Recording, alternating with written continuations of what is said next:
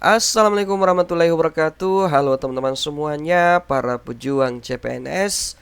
Untuk menyelesaikan jenis soal seperti ini, tentu saja kita membutuhkan trik teman-teman ya. Karena kalau kita menggunakan cara biasa ya, maka akan membutuhkan waktu yang sangat lama. Seperti apa cara biasa itu?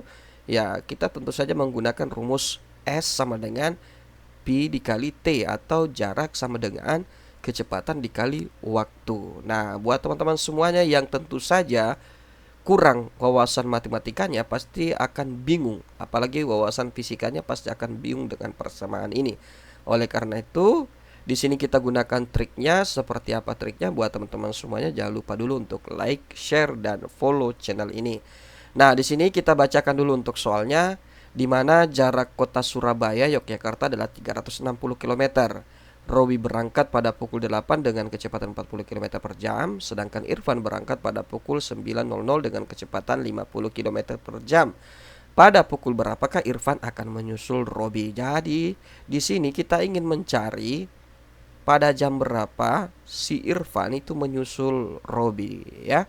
Nah, di sini kita bisa gunakan trik. Pertama, kita tentu saja tuliskan apa yang diketahui, di mana di sini yang diketahui adalah jarak totalnya yaitu sebesar 360 km ya. Jadi Surabaya ke Yogyakarta itu sebesar 360 km.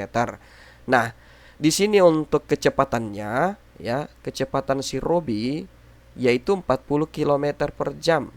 Nah, ini maksudnya satuannya ini ya, kilometer per jam ini maksudnya dalam semisal ya 1 km kecepatannya 1 km per jam. Nah, ini maksudnya dalam 1 km ya itu membutuhkan waktu 1 jam untuk ditempuh. Tapi karena di sini adalah 40 km per jam, berarti dalam 1 jam maka si Robi itu bisa menempuh sejauh 40 km ya. Nah, jadi seperti itu dulu pemahamannya teman-teman semuanya ya. Satuan kilometer per jam ini menunjukkan berapa jauh ya, berapa banyak kilometernya itu dalam waktu 1 jam. Jadi dalam 1 jam di sini si Robi bisa menempuh sejauh 40 km. Nah, kita simpan dulu. Sekarang kita lanjut di kecepatan Irfan, di mana kecepatan Irfan ini 50 km per jam. Itu berarti dalam 1 jam si Irfan itu mampu menempuh 50 km. Ya. Di sini kita ingin mencari pada pukul berapakah Irfan akan menyusul Robi. Nah, maksud ini di sini adalah di mana ketika kita sudah mendapatkan nilai jarak pada setiap jamnya, ketika ditambahkan dengan jarak si Robi ya dengan jarak si Irfan ya pada jam tertentu ya, maka kita akan mendapatkan nilai yaitu sebesar 360 atau lebih besar dari 360 km. Nah, maka kita akan menganggap itu dikatakan menyusul ya. Nah, seperti apa penjelasannya? Kita langsung saja lagi. Untuk mudahnya kita buatkan semacam tabel ya. Kita buatkan semacam tabel. Di sini untuk pukulnya ya, pada pukul berapa, kemudian kita buat tabel. Di sini si Robi dan di sini Irfan ya. Nah, pada pukul pertama start mulai pada pukul 8 ya, pada pukul 8.00. Kemudian karena di sini pilihan gandanya sampai 15.00, kita buatkan tabel sampai 15.00 ya. Berarti di sini 09.00. Kemudian jadi di sini kelipatan 1 jam ya.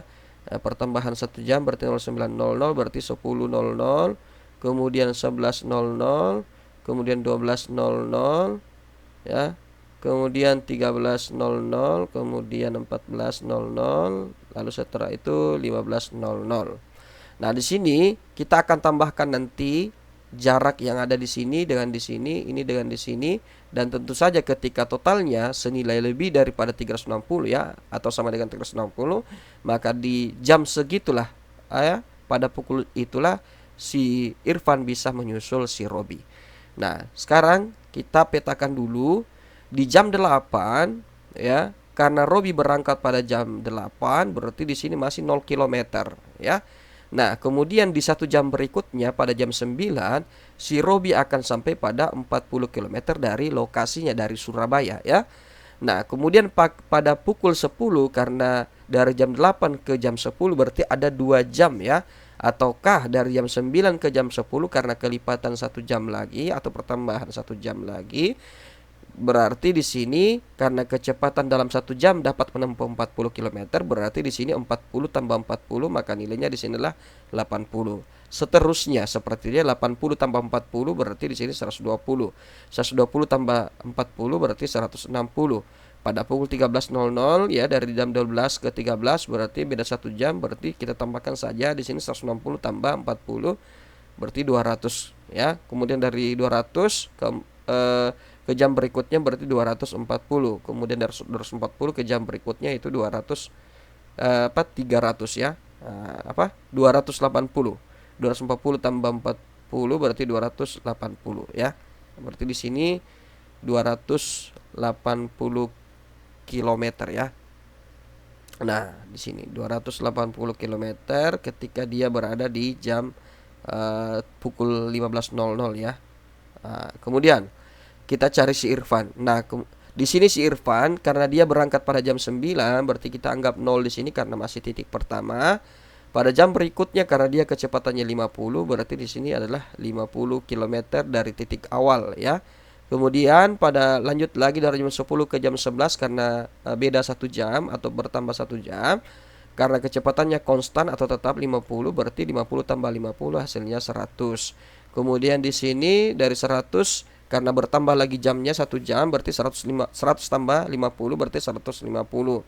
Kemudian di pukul 13.00 ya berarti bertambah 50 lagi berarti 200. Kemudian di sini 250, di sini adalah 300. Nah, selanjutnya sisa kita mencari penjumlahan antara jarak Robi dengan jarak Irfan ya. Nah, di sini kalau 40 tambah 0 berarti di sini 40, kemudian 80 tambah 50 berarti di sini 130, 120 tambah 100 berarti di sini 220, kemudian 160 tambah 150 berarti 310 ya. Nah, di sini masih belum menyusul. Kemudian dari sini 200 tambah 200, 200 tambah 200 berarti 400 ya. Berarti di pukul 13.00 si Irfan dapat menyusul Robi karena jarak keseluruhannya antara yang ditempuh si Irfan dengan si Robi itu sudah melebihi dari 360 ya. Berarti pada pukul 13.00 ya, atau di jarak sini ya pada pukul 13.00 mereka sama-sama jaraknya ya, sama-sama 200 km dari titik awal. Nah, itu berarti jawaban yang benar adalah bagian C. Nah, baiklah teman-teman semuanya, seperti inilah cara menyelesaikannya. Semoga informasi ini bermanfaat. Jangan lupa untuk like, share, dan follow channel ini. Sekian dan terima kasih. Assalamualaikum warahmatullahi wabarakatuh.